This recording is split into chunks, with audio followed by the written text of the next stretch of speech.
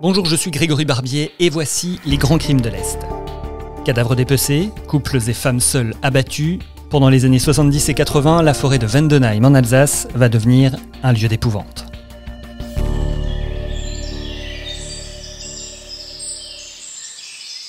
Jeunes pousses de chêne, buissons dorés de genêts, tapis de muguet, au printemps la forêt près de Vendenheim respire le bonheur de la vie ressuscitée. Les promeneurs et les amateurs de jogging adorent ces chemins en terre et ces ombres, les amoureux clandestins y recherchent un refuge sous un toit étoilé. Pourtant, depuis près de 50 ans, on y craint les promenades solitaires. Depuis 1974, le lieu est hanté par le souvenir d'une série de meurtres atroces. Le cauchemar commence avec la découverte d'un sac de restes humains par un groupe d'amis.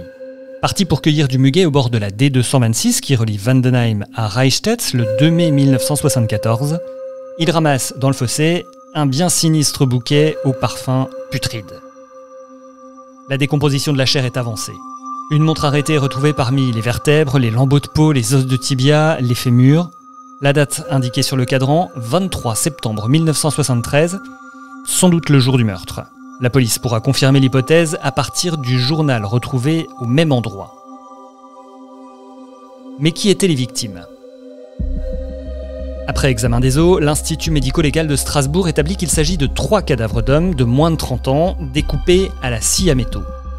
Les pièces vestimentaires qui entouraient les restes humains indiquent que les victimes affectionnaient des habits de luxe, typiques par exemple des milieux du proxénétisme ou du grand banditisme. Mais un instant évoqué l'hypothèse du règlement de compte, en lien par exemple avec le hold-up du siècle commis en 1971 à Strasbourg, ne tient pas longtemps. On soupçonne plutôt une affaire de mœurs. Mais rien de tout cela ne se révélera vrai. Et c'est une ancienne affaire de tête, retrouvée dans le canal de la Marne au Rhin à Bischheim, qui va venir donner une réponse définitive à l'énigme.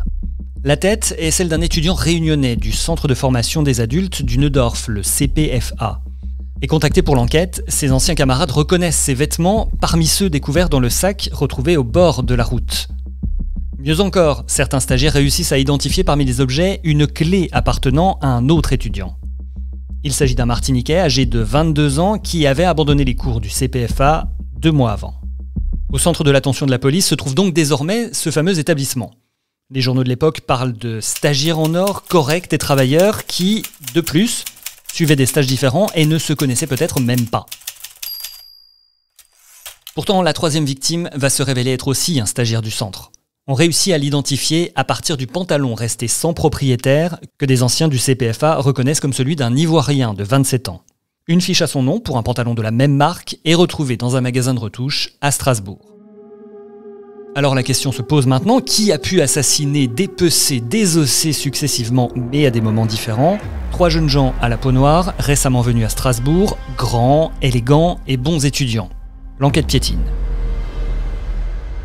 Et à peine ce souvenir commence à s'estomper dans les mémoires qu'une 2e affaire va venir s'ajouter au macabre puzzle de la forêt de Vendenheim. Le décor est toujours printanier. Dans la fraîcheur du petit matin du 3 avril 1984, quasiment 10 ans après la première découverte, un chauffeur-livreur est intrigué par une Peugeot verte à la vitre arrière brisée. En s'arrêtant, il y découvre un homme et une femme, presque nus sur la banquette arrière. Ils sont morts, abattus par une arme à feu et atrocement mutilés. La police identifie rapidement les corps. Les amants ont trouvé la mort juste après avoir goûté au plaisir de leur amour clandestin au retour d'un dîner. La femme, mariée, mère de 4 enfants, était employée d'une grande surface. L'homme, marié de son côté sans enfant, était lui mécanicien. L'assassin a-t-il alors voulu les punir de leur luxure, un des 7 péchés capitaux ? À nouveau, aucune preuve, aucune piste qui ne mène les enquêteurs au meurtrier qui va continuer à écrire sa série noire sur fond bucolique.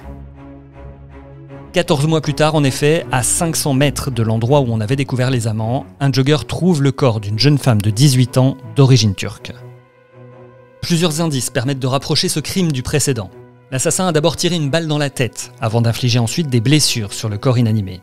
2 mois plus tôt, la victime, mère d'un enfant, avait commencé à se prostituer. Enfin, le 10 mai 1986, terrorisé, un promeneur avertit les gendarmes. Il vient de trouver un cadavre carbonisé dans la forêt. L'autopsie parvient à la conclusion qu'il s'agit d'une jeune femme. Et le scénario à répétition confirme de plus en plus l'hypothèse d'un tueur en série. Décédée d'une balle tirée dans la tête, la victime a subi post-mortem des violations corporelles puis a été aspergée d'essence et brûlée. Le juge d'instruction fait regrouper les dossiers criminels des bois de Vendenheim.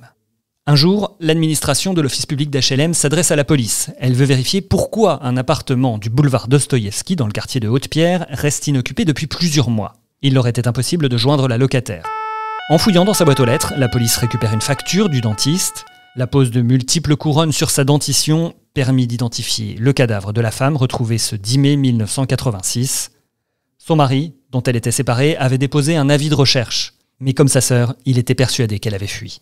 Elle fréquentait les lieux de divertissement nocturne depuis qu'on lui avait retiré la garde de ses enfants pour insolvabilité, et elle prenait souvent le risque de se déplacer le soir en autostop. Est-ce la même main qui a ôté la vie aux étudiants du CFPA, aux 2 amants malheureux et aux 3 jeunes femmes ? Le type de victime et la manière dont elles ont été traitées laissent entendre que les crimes de 1973 n'ont pas le même auteur que ceux des années 80. Alors s'agit-il de 2 tueurs en série différents ? Eh bien, on n'en sait rien. Puisque personne n'a été arrêté, les questions restent encore aujourd'hui posées. Dans un ouvrage consacré aux lieux magiques et sacrés de l'Alsace, on laisse entendre que la forêt de Vendenheim fait partie des sites au magnétisme maléfique. Faute d'autres pistes, c'est celle qu'on tient aujourd'hui pour seul coupable. Comme attiré par ces ondes morbides, le 20 avril 1988, un père de famille s'y est rendu pour tuer ses enfants avant de se donner la mort. C'était Les Grands Crimes de l'Est avec Les 7 fantômes de Vendenheim, un texte écrit par Donesta Lavergne. Dans 2 semaines, on parle d'une tuerie à Arlon en Belgique et d'un suspect qui va être jugé à Metz. D'ici là, abonnez-vous aux Grands Crimes de l'Est sur toutes les plateformes de podcast pour recevoir tous les épisodes gratuitement. Laissez-nous aussi des notes et des commentaires, ça fait toujours plaisir. Et encore plus si c'est une bonne note, évidemment. À dans 2 semaines.